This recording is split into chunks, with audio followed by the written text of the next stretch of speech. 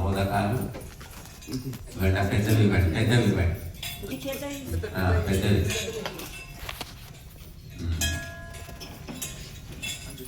ఇప్పుడు అదే తీసుకోండి, నిల్చోండి అందరూ.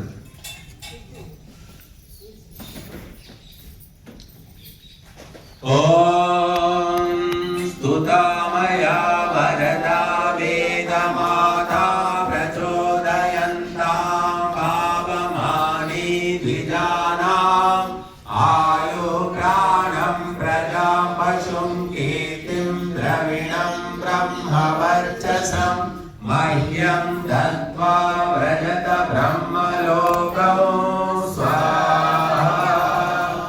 ఇదం గాయత్ర్యై నమః. సమర్పించండి అమ్మా.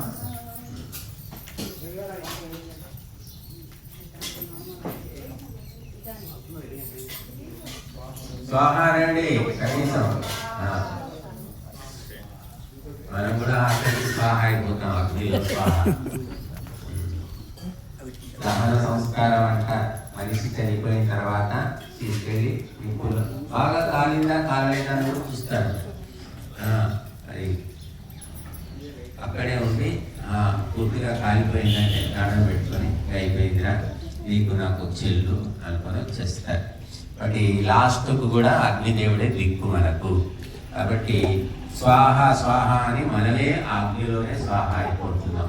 కనుక బతికున్నప్పుడు అగ్నిలో గల ఆహుతులు ఇచ్చి స్వాహాకారం చేస్తే మరి చనిపోయిన తర్వాత ఆ పరమాత్మ యొక్క అగ్నిస్వరూపమైన పరమాత్మ యొక్క వ్యవస్థ ద్వారా ఉత్తమమైన